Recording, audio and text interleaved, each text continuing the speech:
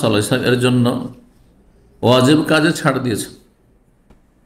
কারোর জন্য যদি জরুরি হয় যে হাজি সাহেবদেরকে পানি পান করাবো, সেই জন্য আমি একটা ওয়াজিব কাজ করতে পারছি না, এক্ষেত্রে ছাড় দিয়েছেন। সেটা হচ্ছে মেনার রাত্রি যাপন। 11-12 তারিখ এই দুটো রাত মেনা রাত্রি যাপন করা। 10 তারিখে কাজগুলো সেরে তওয়াফ করে সাই করে মেনা গিয়ে কী করতে হবে? রাত কাটাতে হবে, ওয়াজিব। এটা সঠিক মতে এবং অধিকাংশ আলামাদের মতে। একটি মত হচ্ছে সুন্নাত, একটি মত হচ্ছে সুন্নাত, কিন্তু শক্তিশালী মত হচ্ছে যে ওয়াজিব। অথচ জমজমের পানি পান করাবে কি? ওখানে তো কোনো লোক নেই। যদি বিকল্প থাকে যে যারা হজ করেনি তারা পান করে, যেমন আজকাল অসুবিধা নেই, কিন্তু সেই যুগে সবাই আছে হজ নবী সাল্লাল্লাহু আলাইহি ওয়াসাল্লামের সাথে। এখন হাজিদের মধ্যে থেকে কিছু লোককে পাঠিয়ে দিতে হবে জমজমের কাছে পানি পান করাবার জন্য। এই জন্য নবী সাল্লাল্লাহু আলাইহি ওয়াসাল্লামের কাছে আব্বাস রাদিয়াল্লাহু তাআলা নবী সাল্লামের চাচা অনুমতি চেয়েছেন যে আমি মেনায় রাত থাকবো না, আর হাজিরা দিনে আসবে রাতেও আসবে, কেউ তো অফ করতে রাত হয়ে যাবে, তো ওদেরকে আমি পানি পান করাবো। তো অনুমতি দিয়েছেন নবী সাল্লাল্লাহু আলাইহি ওয়াসাল্লাম। এ হচ্ছে হাদিস। আর আরেকটি হচ্ছে হাজি সাহেবদেরকে পানি পান করা সওয়াবের কাজ জমজম ছাড়া এমনি, যেটা সুকিয়া হাজ বলে আজকাল বড় বড় ট্রেলার লাগা আছে, দেখেছেন হয়তো যারা হজ করেছেন। মেনায়, আরাফায়, মুজদালিফায় রাস্তাঘাটে যে কোনো ট্রেলার লাগানো আছে, আর পানি পান করা আছে, জুস পান করা আছে। সুকিয়া হাজ প্রকল্প একটা আছে এখানে, জি। তো সেটাও সওয়াবের কাজ, কিন্তু জমজম পানি পান করানো বেশি সওয়াবের কাজ। 1634 নম্বর হাদিস, ইবনে উমর রাদিয়াল্লাহু তাআলা আনহুমা থেকে বর্ণিত, তিনি বলছেন ইস্তাজানাল আব্বাস ইবনে আব্দুল মুত্তালিব, আব্দুল মুত্তালিবের ছেলে আব্বাস অনুমতি চাইলেন। কার কাছে? রাসূলুল্লাহ সাল্লাল্লাহু আলাইহি কাছে।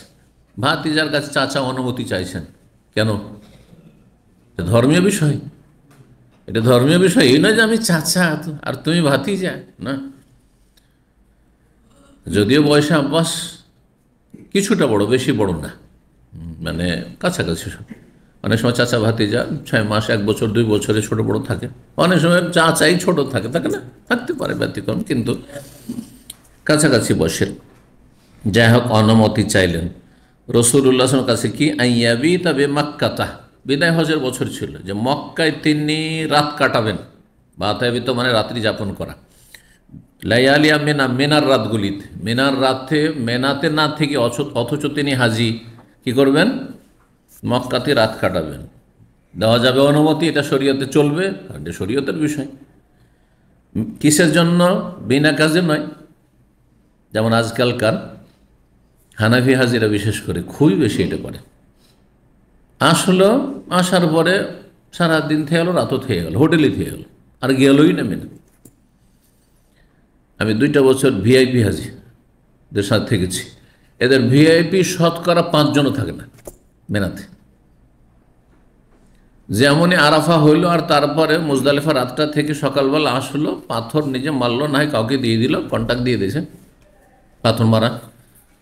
3 দিন 4 দিন পাথর মেরে দিয়ে 300 রিয়াল দিয়ে দিয়েছে। ওই লেবারগুলো ছিল ইয়ের খাদেম তাঁবুতে। হ্যাঁ, জিজ্ঞাসা করলাম, বলছে 300 রিয়াল করে দিয়েছে। তাদের 500 রিয়াল দিলে অসুবিধা নেই, তারা সব বড় বড় ধনকুব। তো মনে করে যে পয়সা দিয়ে সব হজ করে নেব। হ্যাঁ, যেমনই আরাফা হইলো, এদিক থেকে এসে সকালবেলা গেল, মক্কা গেল, তো গেল গিয়ে দিল একবার হিলটনে আর জমজম কোলাক টাওয়ারে দিল লম্বা ঘুম, আর ব্যাস, আর আসবে না। কাজ যে বাকি, বিভিন্ন বাহানা।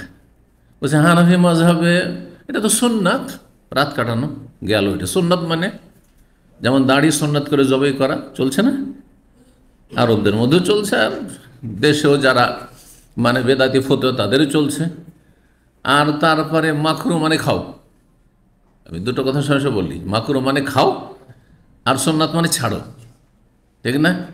দাড়ি সুন্নাত করে দিল, ওয়াজিবকে সুন্নাত দিয়ে, বাস দাড়ি রাখবো না, হ্যাঁ, সারা জীবন রাখবো না, চলে যাব এই চেহারা নিয়ে, যে চেহারা রাসূলুল্লাহ সাহাবায়ে কেরামদের সাথে কোনো মিল নেই, সে চেহারা নিয়ে দুনিয়া থেকে চলে যাব। আর একটা বয়স আছে, তারপরে তো আর কি শখ আছে? দাড়ি সাদা হয়তো লেগেছে, হ্যাঁ, বিবাহ শাদী হয়ে গেছে, আরও কিসের শখ আছে? তারপর ইমানের দুর্বলতা থাকলে যৌবনকালে না হয় থাকে। তো আল্লাহ হেদায়েত করুক। আর এই বিড়ি